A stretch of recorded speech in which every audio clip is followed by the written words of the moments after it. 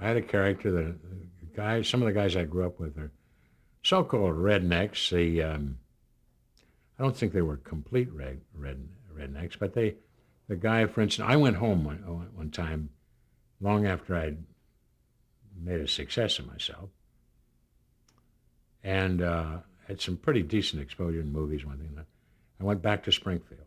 It's a true story, and I saw this guy I'd gone to school with. He had big bib overalls on. This is a character that I used eventually in radio, television, theater, everything, movies. And his name was Wally, and we were several of us going fishing, and Wally had a bait house. And this was the conversation, and from him it was a great place to draw the character. He said, "John, I haven't seen you since WW2. Did you go in the war?" "Well, yeah, one of the Marines. I hated them jarheads. I was in the Navy.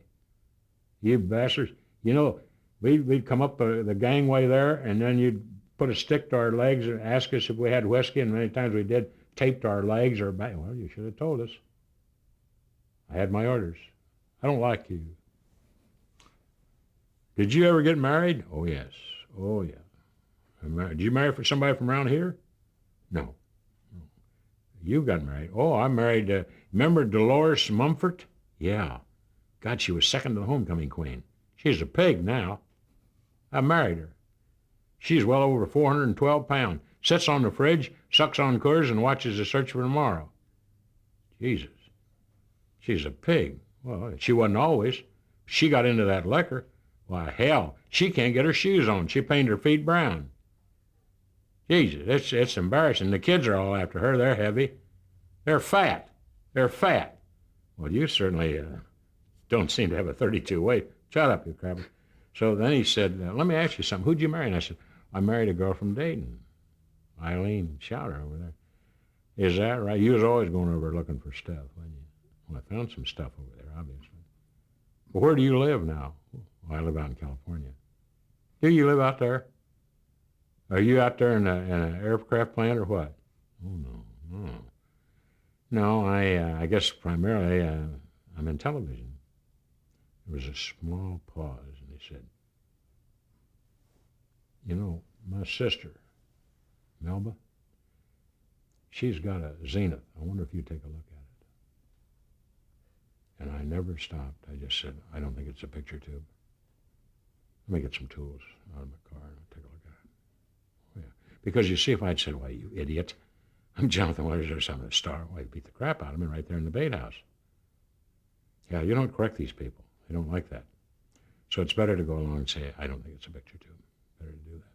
But with these kind of characters, the guys in southern Ohio, it's somewhat like Oklahoma, some portions of Texas, Colorado, you wouldn't hear it. You wouldn't hear it in Kansas, some a little bit, Nebraska.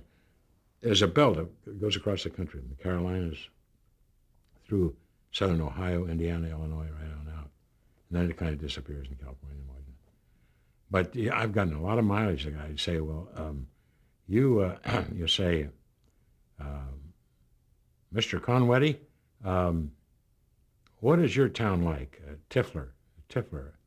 "Well, Tifler's a town, it's just about 12 miles north of Cincinnati. Population of no more than 212. Mrs. Giesler, she's a wonderful woman. She was out on I-75 the other day. She and I attended the same church up until the time she had this accident.